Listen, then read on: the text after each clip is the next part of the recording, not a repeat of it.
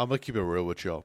I have been trying to get this recording done for such a long amount of time that I think I have decided that I am just going to keep this very down to earth and just as raw as possible, really. No over the top editing. Just get to the point, right? So, skill based matchmaking. It's been one of the most controversial topics when we talk about the Call of Duty scene, right? Starting with when the game was insanely popular, the Modern Warfare 2, Black Ops 1, BO2, MW3 days, right? To what I would say the last 5 years. Skill based matchmaking has been drastically changed, and we later did discover that it has, right? So the people that are in the higher skill tier are basically fighting each other, and then the lower skill tier are fighting each other. These never collide, not anymore. And then the people that are like usually stuck in the higher or the mid tier ceiling kind of get sick and tired of fighting each other all the time, and they want to like be able to find other, right? So because of this, people have been begging for the developer to do something about this, change the current system so everyone can enjoy the game, right? Makes sense. And then what Activision did is conduct a private study. I will discuss the study in this video, right? And what I mean by the word private is the fact that they did this under the radar. No special announcement about it or anything like that. It was done.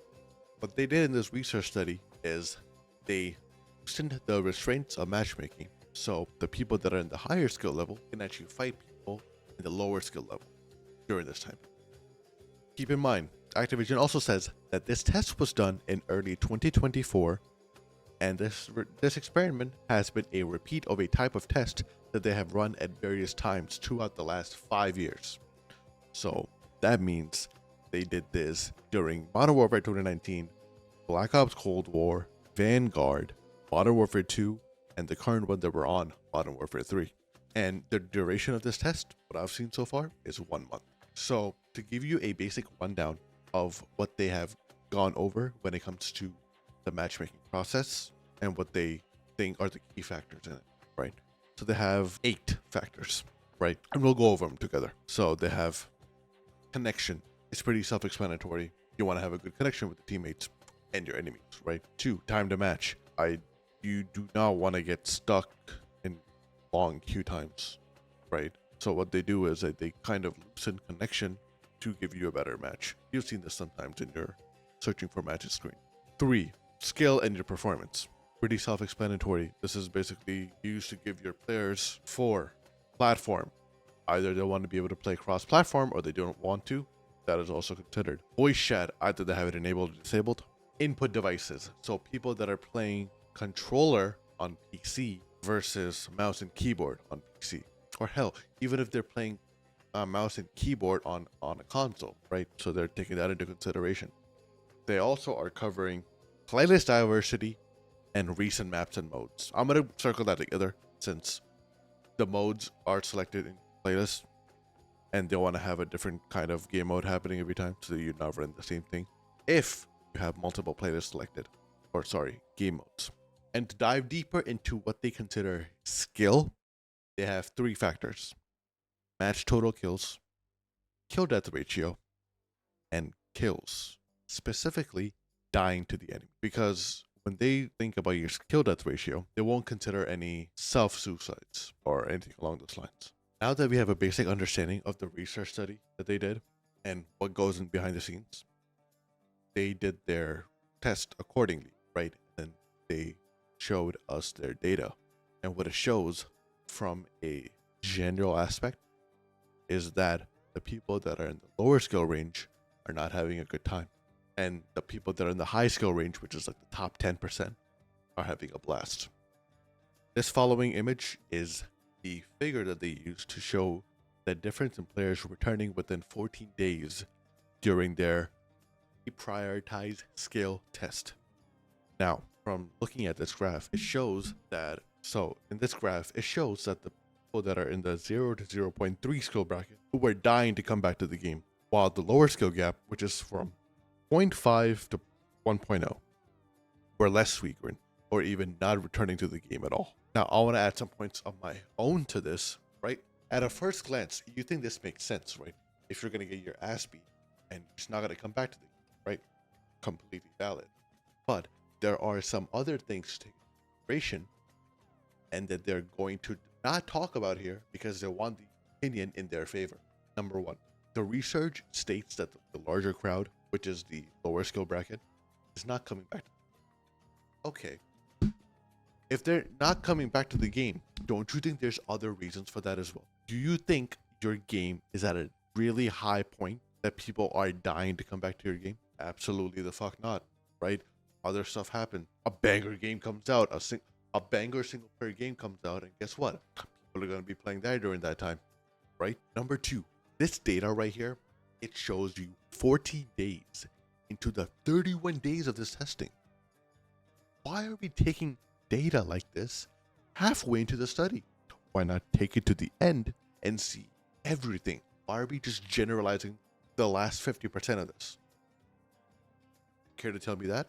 What if people were actually coming back to the game and they weren't going to show that in the last 30 days, right? Or the last 15 days, I'm sorry. Now, if you think I'm being over the top irrational about this, there's another figure that they showed.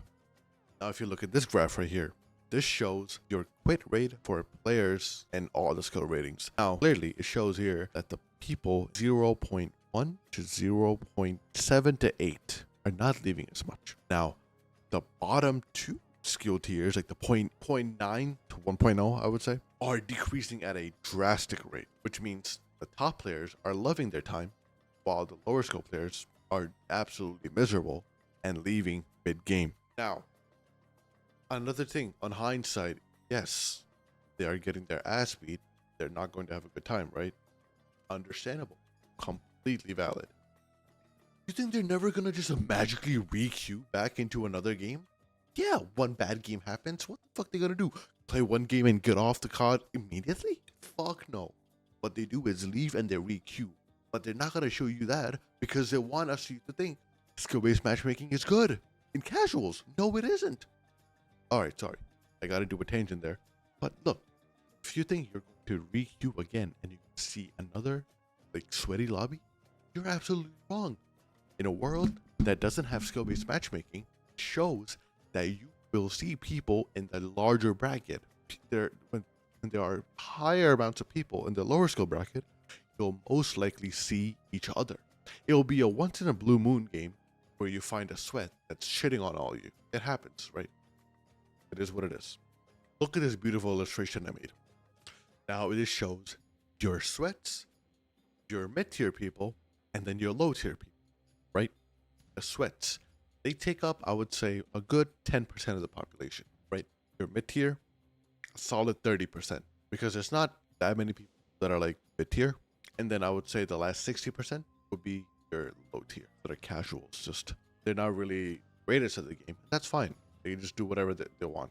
So, do you see how big this green area is, which shows the lower skill tier people?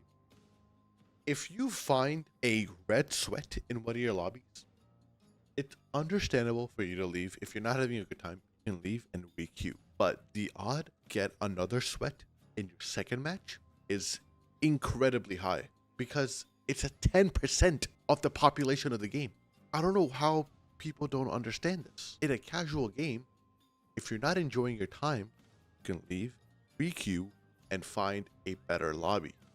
It's not that hard. In a honorable mention here, I found out about this whole research study thing when Luke Stevens made a video on this. Great guy. Love his channel. Love his work. So in his topic, he covers a streamer. His name is Aiden, right? He used to be a he got pretty popular from playing Pro Fortnite, and then he transitioned to Call of Duty, and he plays that in a competitive sense as well. Right? He played a Warzone game of solo quads, so basically are playing alone while you fight off teams of 4 in a battle royale. That's basically what he's doing.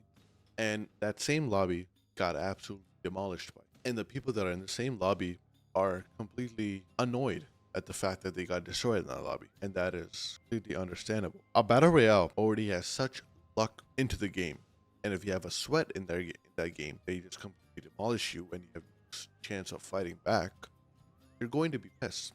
That is completely valid, makes sense. Same people, what they can do is just forget about the last game, completely get that out of your mind, set your mint, and queue up another one.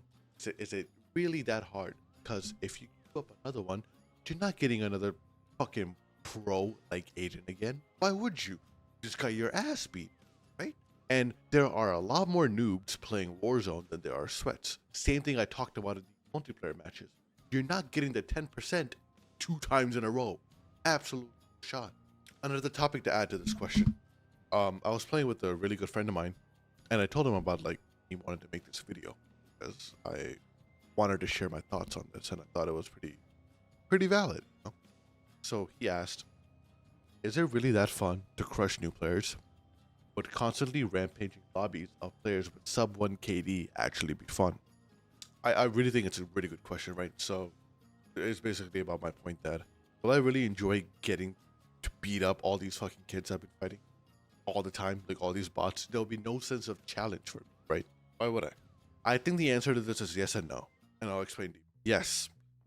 The reason why I say yes is because same lobbies is where a person that is in the mid to high tier can just relax, not have to sweat, and have fun, do other things that aren't exactly meta or forcing you to play the one way you have to. A great way of talking about this is you trying to do funny things with your friends without having to worry about some sweat ruining your fun time all the time. So if you're somebody in the mid to high tier and you want to mess around a couple of times in some casual games, right, with your friends and whatnot, you don't have to worry about not having fun because somebody is ruining your fun by using the meta loadout and sweating all the time.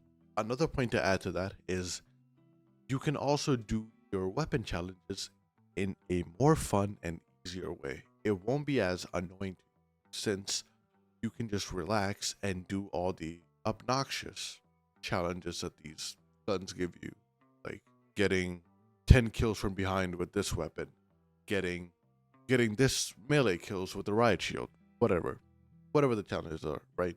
You can easily do them without having to really sweat if you're a mid to high tier player. And then the reason why I also said no to this question is because, dude, of course you're not going to enjoy beating up people that are not good at the game. And somebody who is in the mid to high tier usually wants to be challenged at times as well, right? They want to, like, have a fun competition or have a fun fight between each other. One side is really at a disadvantage because they are not that good at the game. Understandable. But that mid to high tier wants that competition, that fight in them, right? A ranked playlist with skill-based matchmaking and an MMR system. How did this take so long to be reintroduced back into Call of Duty? That I do not understand. I know Modern Warfare 3 now has a ranked playlist, and it is a step in the right direction. Call of Duty, absolutely. I think this custom needs to stay, having a ranked mode and then an unranked mode, right? Same thing Valorant. This will keep the really sweaty players challenged like the way they want to be and want to aim for like being the best or whatnot. Then also when they want to wind down, they can play these casual, non-skill based matchmaking playlist and just relax, do whatever they want. It's a perfect balance. So a simple solution to this that I think every single person has been saying for the right reasons is to have a ranked playlist with skill-based matchmaking than a unranked playlist with no skill-based matchmaking. I believe it is as simple as that.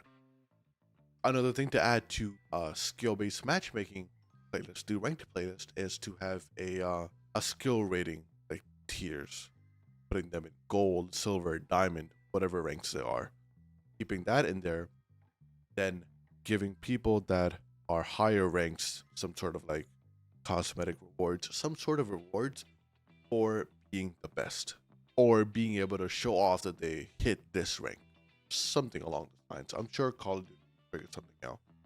I think this will be great change and needs to be implemented from now on.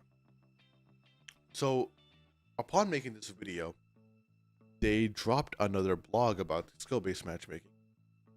And there were two questions I wanted to cover. First one is, why is skill a factor in unranked core multiplayer modes when ranked play is available?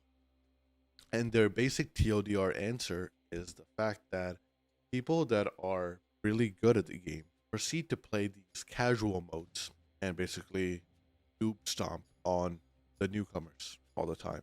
Not have these newcomers will not have a good time on the game. That is understandable, but I will circle back to the answer I had before. If you have games like that, you can just simply leave that game, requeue again, and I know for a fact you will have a better time if there is no skill-based matchmaking. You'll most likely fight people in that low tier, the popular low tier skill rating matchmaking. Second question, has Call of Duty considered launching a single core multiplayer playlist that is not skill as a factor in matchmaking? Basically, what I want, no skill being involved. Their answer is that the people that are in the low to mid tier will not go to this playlist, and what will happen is the high skill tier players will be the only ones forced to stay in this playlist. That I disagree. I think there are other factors in hand that pull people away from playing these modes. There has to be. Because in a world, or in a playlist, that has no skill-based matchmaking, you will stumble upon not that many bad games, or games that you are just going to feel helpless in because somebody in the enemy team is better than you. You won't get that many games. There has to be other factors that make these low to mid-tier players go away from that mode. This entire video, it may seem like I'm bitching, stuff like that. I'm really not. I'm just being very passionate about this game, and I want what's best for it. I want it to be the glory days that it used to be, or as close as can be, and I'm giving them criticism, and I hope they listen. And if you're still watching this video, I appreciate you. I really don't want to let this go longer than it should be. So comment down below your thoughts on this, and let me know where I went wrong or where you just disagree with me. I'll be there checking the comments for sure, because I don't think I'm a perfect man. Right, I'm just somebody that's very passionate, and I think I have a good understanding. So if I say anything that you think is incorrect, let me know. Once again, I appreciate you for being here. Thank you for watching. My name is Quick Supply, and I